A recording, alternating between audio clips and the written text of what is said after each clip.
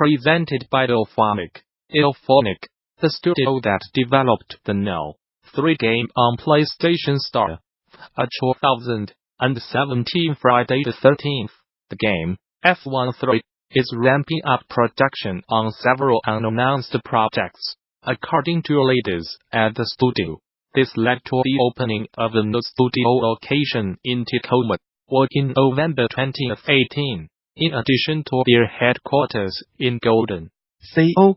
Having offices in the greater Seattle and Denver metropolitan areas is really helping us attract some legends in the game industry and a batch of fresh talent to the team, says CEO Charles Brangard.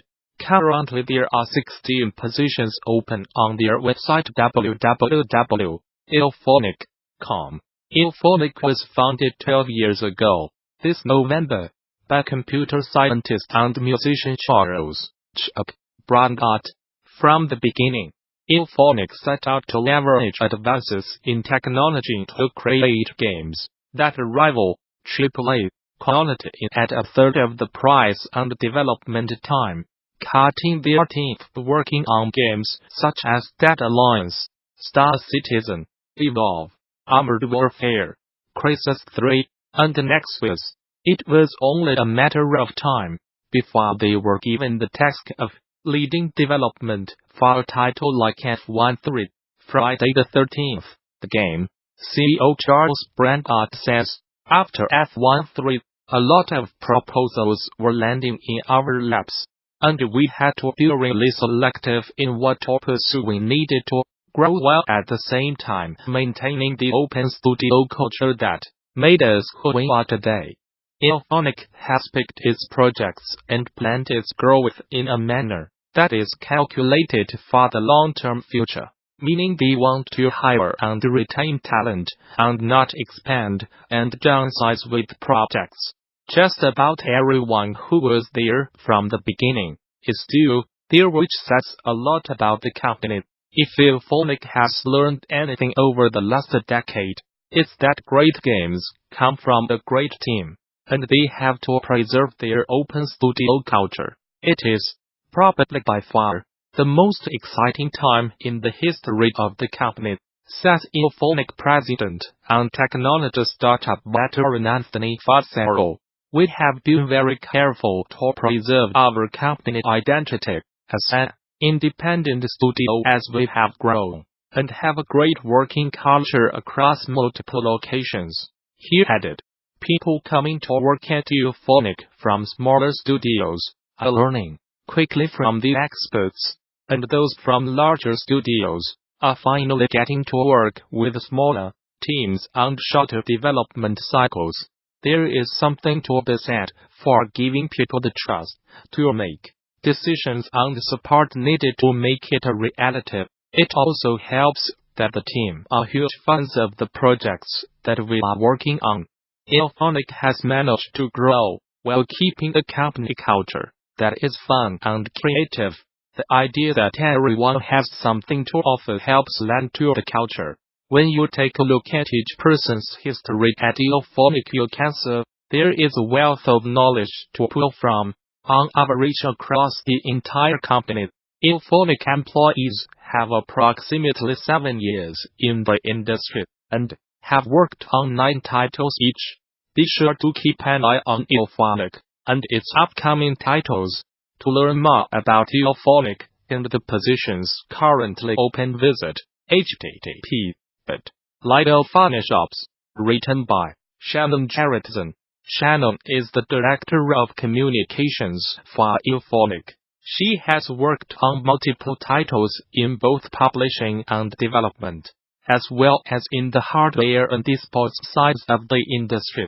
Shannon has been in the industry for 7 years.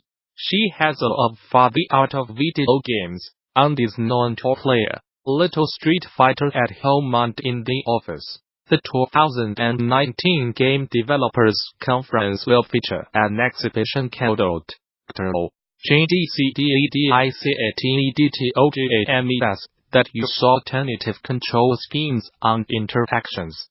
Gamasutra will be talking to the developers of each of the games that have been selected for the showcase. Neon Nemesis appears to be a four-player arcade game, but a hidden fifth player will make mayhem for the others using a layer filled with traps and deadly mechanisms. Gamasutra spoke with Marcus Ford of Toasty Titan, developer of Neon Nemesis, to learn about the evogenous inspirations that went into the game, how drawing from cartoonish supervillains helped them make a compelling experience for the evil player, and how a song inspired the idea for their sinister arcade cabinet. I am Marcus Ford. My main role was that of a programmer. I worked chiefly on the Racer controller, particle effects, and power-ups. Furthermore, I, along with my team, all partook in the role of designing our game. At the time of creating Neon Nemesis, I was 1 year through my bachelor degree of game design and programming at Uppsala University. However, before that, I would spend a lot of time world building, creating PowerPoint games, and building homebrew materials for Dungeons & Dragons. Neon Nemesis is a seemingly normal game one might find in an '80s arcade. On the outside of our arcade booth, you'd see a colorful screen, accompanied by 4 sets of joysticks and buttons. At first glance, a majority of onlookers would assume this game only housed up to 4 players. But behind the booth, a curtain conceals the entrance of the 5th player, the Nemesis. They reside within the very booth itself, in a layer populated by their own screen, a chair, and a plethora of controls including a rope, crank, lever, pedals, and various buttons of diverse shapes and sizes. Each of the controls activates a specific type of trap or weapon found within the level. We built our game within the Unity engine. Additional tools used during the development process were Hack and Plan, GitKraken, and Photoshop. The body of the cabinet is constructed using plywood, MDF, and some 2x2s. We worked thoroughly to keep it as modular as possible. All the buttons and joysticks are standard-issue arcade machine buttons. The rope, hanging from the ceiling, is a 3-phase power cable, attached to a pulley system, a spring, and a weight. For the lever, we went scavenger hunting at local second-hand stores. We looked at everything from a hole punch to a waffle iron before finally settling on repurposing an old door handle. Most of the inputs use switches that are routed through either one of 2 IPAC4 cards, which in turn are hooked up to a PC running everything. The only exception of this case is the crank. Since we wanted this to have analog movement, we strapped a mouse to the side of its axle to track the rotation.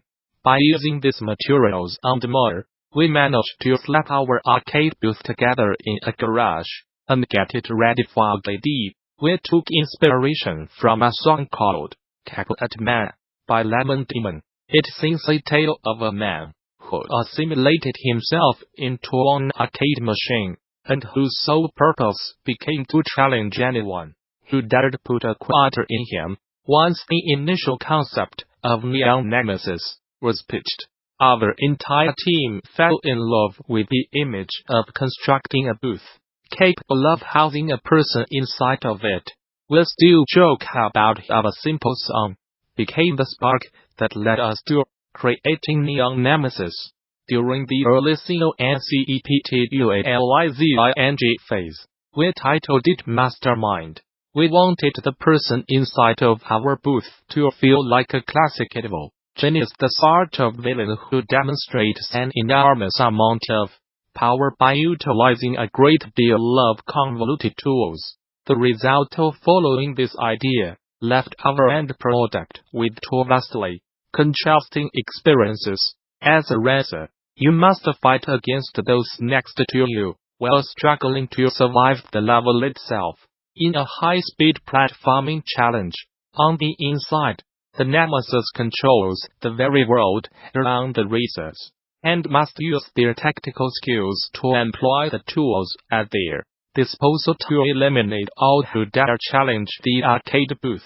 Before we began imagining the various tools we wanted to create for the Nemesis, we started by making a list of mechanisms we thought would populate the lore of an evil genius. Once we had decided on our list of mechanisms, we began pitching traps and weapons that would synergize with each specific mechanism. Our goal was to draw a connection between the input required to activate each trap weapon to make it clearer for the Nemesis. Our desire was to create a high-speed competitive platforming experience for the racers, one that could easily be disrupted by the power of the Nemesis. While the Nemesis has deadly traps, weapons, and environmental hazards on their side, the racers are only equipped with their own skill.